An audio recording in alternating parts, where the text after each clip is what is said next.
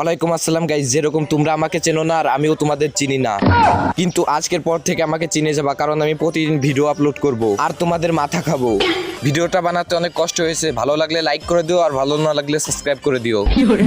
তো পরবর্তী ভিডিওতে দেখা হচ্ছে, সেই পর্যন্ত আল্লাহ হাফেজ।